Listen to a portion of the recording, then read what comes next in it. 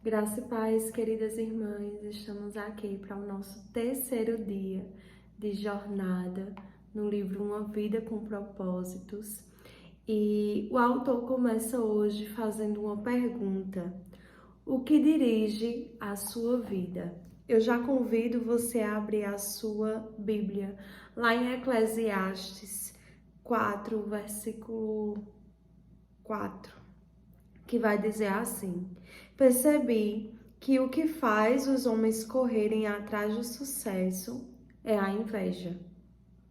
Thomas Carlyle falou assim: o homem sem propósitos é como um barco sem leme, um vira-lata, um nada, um ninguém.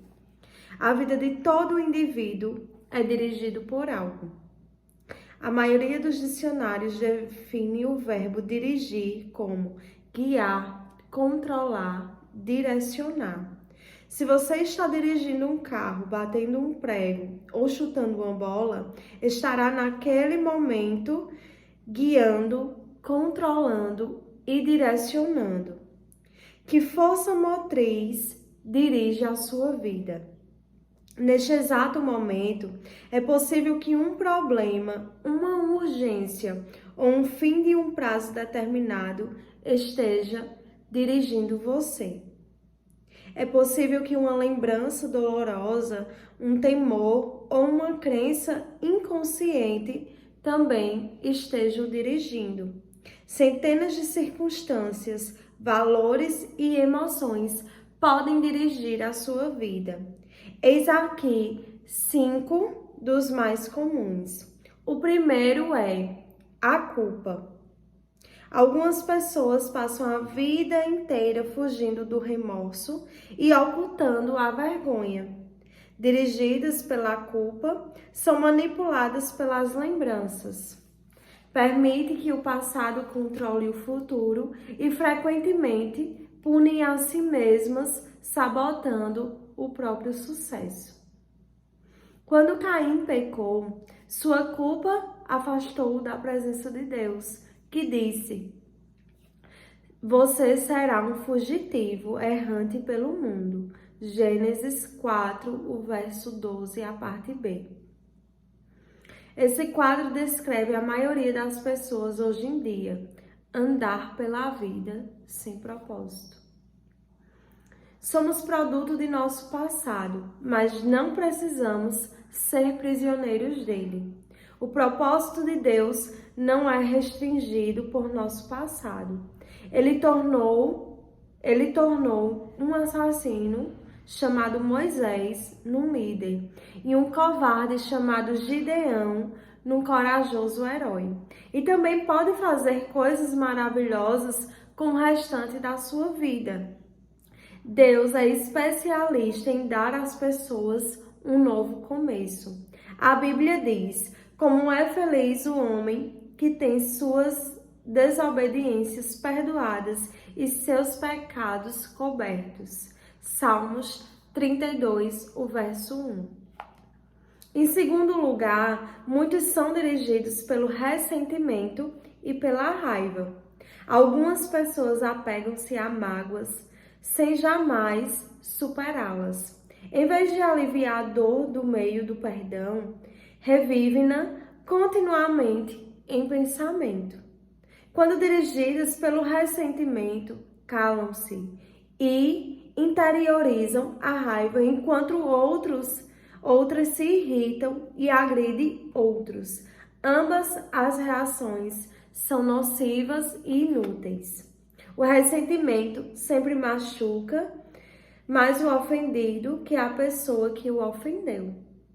Enquanto o ofensor provavelmente já esqueceu o insulto e seguiu em frente, você continua angustiado em sua dor, perpetuando o que aconteceu. Ouça, aqueles que o magoaram no passado não poderão continuar a feri-lo, a menos que você se agarre à dor por meio do ressentimento. O que passou, passou. Nada pode mudar o passado. Você apenas se machuca com a amargura. Para o seu próprio bem, aprenda com o passado e mande-o para bem longe. A Bíblia diz: ficar desgostoso e amargurado é loucura, é falta de juízo que leva à morte. Jó 5:2. Em terceiro lugar, muitos são dirigidos pelo medo. Seus temores provavelmente resultam de experiências traumáticas e de expectativas fantasiosas do crescimento num lar extremamente severo ou mesmo de predisposição genética. Independentemente do que tenha causado tal situação, pessoas dirigidas pelo medo com frequência perdem grandes oportunidades por terem medo de correr riscos. Em vez disso, comportam-se de maneira cautelosa, evitando arriscar-se e tentando manter o status quo. O medo é um encarceramento voluntário que o impedirá de se tornar no que Deus pretende que você seja. Você deve agir contra isso com as armas da fé e do amor. A Bíblia diz: no amor não há espaço para o medo. O amor amadurecido expulsa o medo. Considerando que o medo causa uma vida vacilante e cheia de temores, medo da morte, medo do julgamento, podemos dizer que quem tem medo não está completamente aperfeiçoado no amor. 1 João 4,18. Em quarto lugar, muitos são dirigidos pelo materialismo. O desejo de adquirir é o único objetivo na vida de algumas pessoas. O impulso de sempre querer mais se baseia na concepção equivocada de possuir, mais me tornará mais feliz, mais importante e mais protegido. Contudo, são 3 expectativas falsas. Os bens materiais trazem felicidades apenas temporária. A situação de constante tranquilidade acaba gerando tédio. E então passamos a desejar novidades, coisas maiores e melhores. Também é um mito a concepção de que, quanto mais bens adquirir, mais importante serei. Autoestima e riquezas materiais não são sinônimos. Nosso valor não é determinado por nossas posses. E Deus deixa claro que as coisas mais valiosas da vida não são os bens materiais. O mito mais comum a respeito do dinheiro é o de que quanto mais dinheiro se tem, mais protegido se está.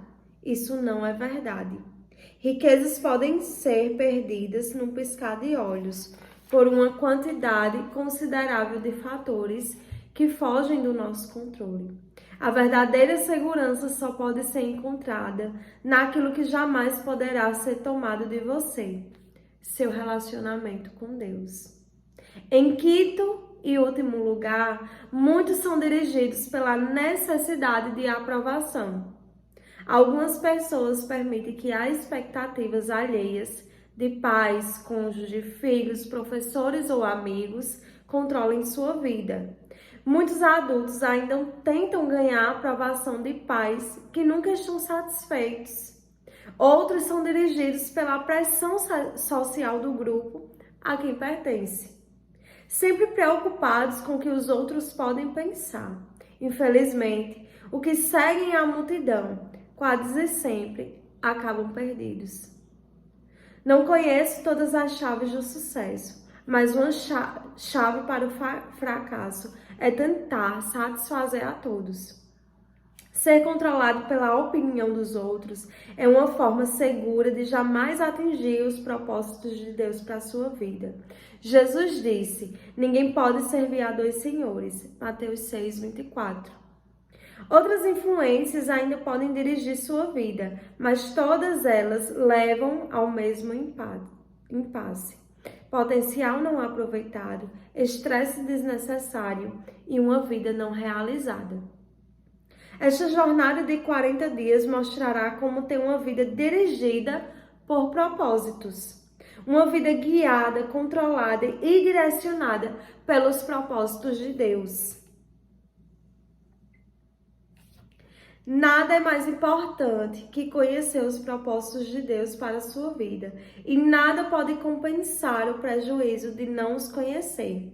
Nem o sucesso, nem as riquezas, nem a fama, nem os prazeres. Sem um propósito, a vida não passa de um movimento sem sentido, uma atividade sem direção, ou uma série de acontecimentos sem motivo. Sem um propósito, a vida é banal, mesquinha e inútil. As vantagens de uma vida dirigida por propósitos. Há 5 grandes vantagens em se viver uma vida com propósitos. A primeira é: conhecer o propósito de sua vida faz com que ela tenha sentido. Fomos feitos para alcançar algum significado na vida. Por isso, tantas pessoas recorrem a métodos questionáveis, como a astrologia e a psicologia, para descobri-lo. Quando a vida faz sentido, você pode suportar quase tudo. Do contrário, ela se tornará insuportável. Um jovem na casa dos 20 anos escreveu: "Sinto-me um fracassado, pois luto para me tornar algo que nem ao menos sei o que. Tudo que sei fazer é sobreviver. Se um dia eu descobrir meu propósito, aí sim começarei a viver." Sem Deus, a vida não tem propósito. Sem um propósito, a vida não faz sentido. Sem um sentido, a vida não tem relevância nem esperança. Na Bíblia, diversas pessoas expressaram sua falta de esperança. Isaías queixou-se: "Tenho me afadigado sem qualquer propósito. Tenho gastado minha força em vão e para nada." Isaías 49, verso 4, a parte A. Jó disse: "Meus dias são vazios e sem esperança." Jó 7, o verso 6. "E detesto a vida, não quero mais me viver. Deixe-me em paz, pois a minha vida não vale nada." Jó 16.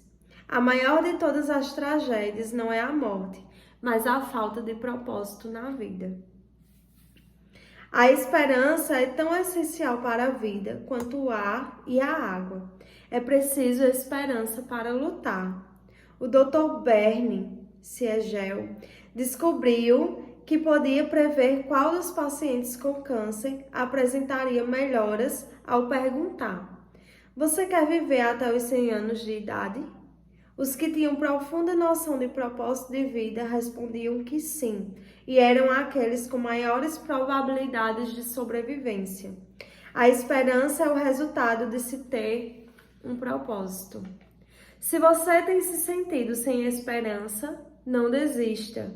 Mudanças maravilhosas acontecerão em sua vida quando você começar a viver com propósitos. Deus diz: "Sei os planos que tenho para você, planos para o bem, não para lhes causar aflição. E eu lhes darei esperança e um futuro promissor." Jeremias 29, 11. Talvez você esteja com a sensação de estar enfrentando um problema insolúvel, mas a Bíblia diz: Deus é capaz de fazer muito mais do que nós jamais ousaríamos pedir ou mesmo imaginar, infinitamente além das nossas mais sublimes orações, anseios, pensamentos ou esperanças. Efésios 3:20. Em segundo lugar, conhecer seu propósito simplifica a vida. Ele define o que você faz e o que você não faz. O propósito é o padrão pelo qual você avalia suas ações, para saber que são essenciais e as que não são. Basta perguntar: essa ação me ajudará a cumprir o propósito de Deus para a minha vida? Sem um propósito claro, ficamos sem alicerce para fundamentar as decisões, dividir o tempo e empregar os recursos.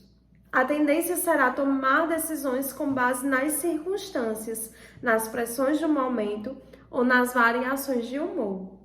Quem não conhece seu propósito exagera nas atividades e isso causa estresse, fadiga e conflitos. É impossível fazer tudo que as pessoas querem que você faça. Seu tempo é suficiente apenas para fazer a vontade de Deus. Se não consegue realizá-la por completo, significa que está tentando fazer mais do que Deus pretendia que fizesse. Abre parêntese. Ou possivelmente está assistindo muito a programas de televisão. Fecha parêntese. Uma vida dirigida por propósito conduz-nos a um estilo de vida mais simples e uma agenda mais saudável. A Bíblia diz: a vida presunçosa e cheia de pompa é uma vida vazia, mas a vida simples e sincera é uma vida plena. Provérbios 13, 7. Isso também leva à paz de espírito. Tu, ó Senhor, das paz e prosperidade. As pessoas que têm uma fé firme, as pessoas que confiam em Ti. Isaías 26, verso 3. Em terceiro lugar, conhecer seu propósito ajuda a estabelecer prioridades. Isso faz com que esforços e energias se concentrem no que é importante. Você se torna eficiente ao ser seletivo. Faz parte da natureza humana distrair-se com assuntos de menor importância. Fazemos de nossa vida um jogo. Henry David Thoreau observou que as pessoas vivem num desespero silencioso, mas hoje uma melhor descrição seria distrações sem objetivos. Muitas pessoas são como giroscópios, rodopiando num ritmo frenético sem jamais chegar a lugar nenhum. Sem um propósito definido, você ficará mudando de rumo, de emprego, de relacionamentos e de igreja, na esperança de que cada mudança seja definitiva ou preencha o vazio em seu coração. Você pensa, talvez seja diferente dessa vez, mas isso não resolve o verdadeiro problema, que é a falta de foco e propósito.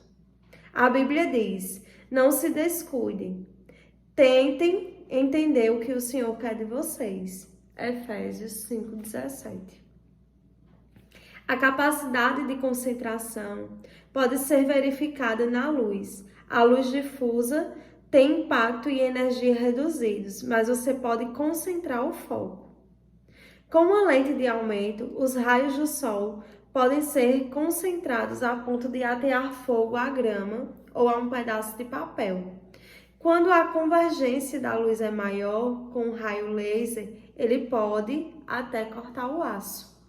Não há nada tão poderoso quanto uma vida direcionada, isto é, vivida com propósito. Os homens e as mulheres que mais influenciaram a história estavam concentrados numa direção. O apóstolo Paulo, por exemplo, difundiu o cristianismo no Império Romano, praticamente sozinho. Seu segredo era uma vida direcionada.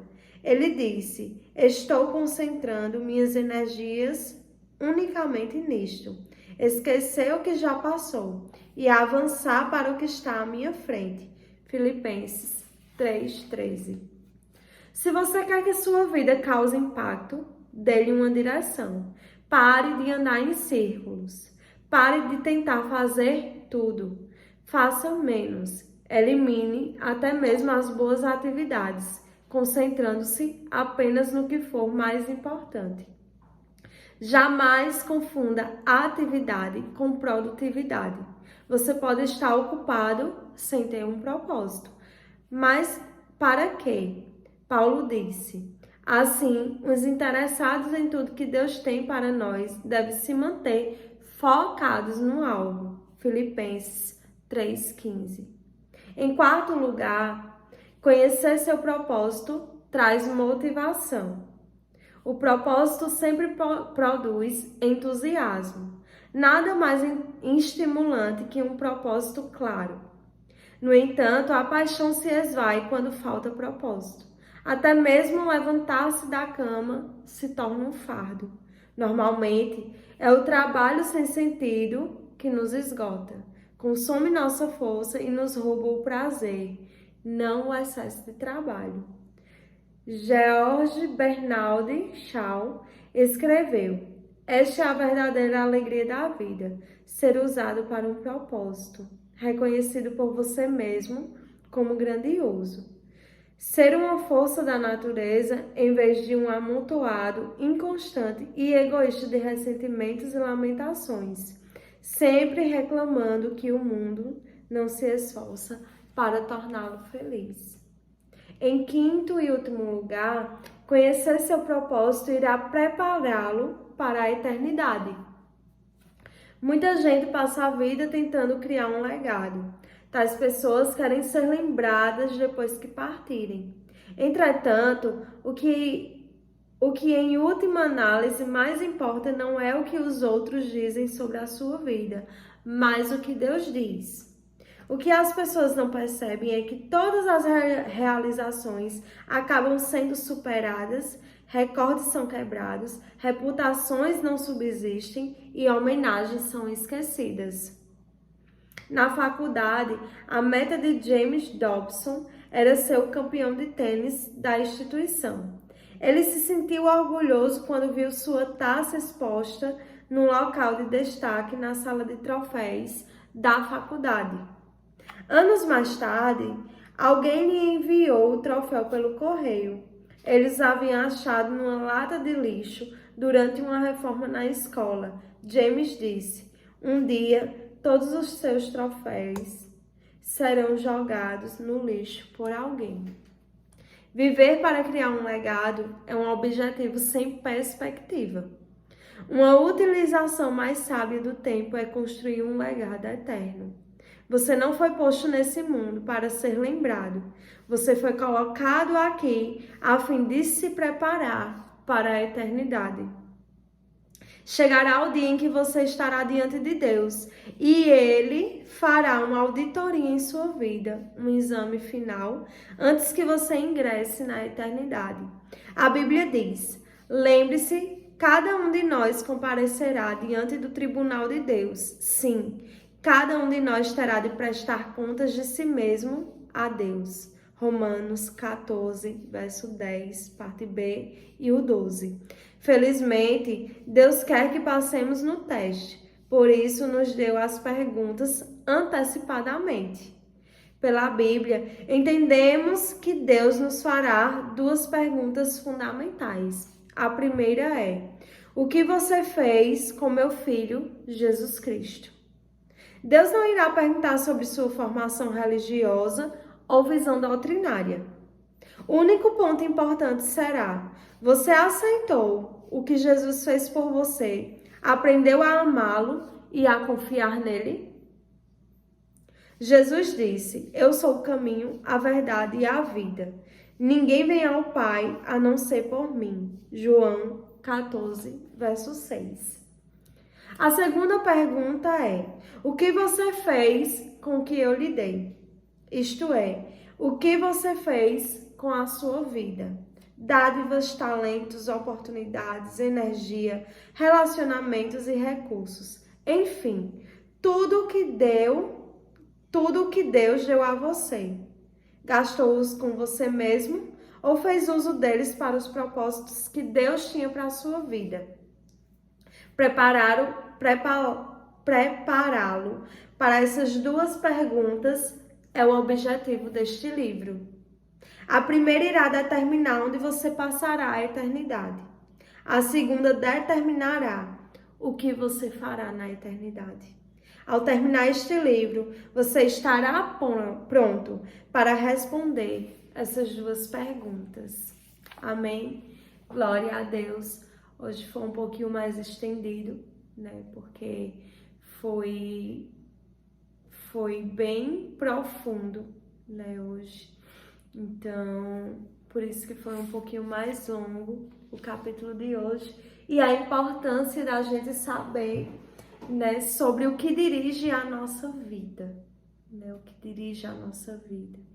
E aqui ele citou alguns passos que muitos são dirigidos, uns são dirigidos pela culpa, outros pelo ressentimento, outros pelo medo, outros pelo materialismo, né?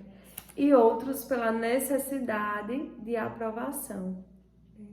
E ali o autor enfatizou bem, né, que uma vida sem propósito, ela não é vida, ela é apenas uma existência, apenas viver por viver, né? E não é isso que o Senhor espera. E logo depois desses 5 tipos de pessoas, né, e as suas vidas, como são dirigidas, ele vai contar as vantagens de uma vida dirigida por propósito, né, que é muito maravilhoso, né? Ele vai dizer que conhecer seu propósito simplifica a sua vida, ajuda a estabelecer prioridades, e aí ele vai enfatizando, traz motivação, né? E conhecer o propósito irá prepará-lo para a eternidade. Que esse é o fim de nós todos. Se nós estamos aqui, nós estamos sendo preparados para o quê? Para a Canaã celestial, né?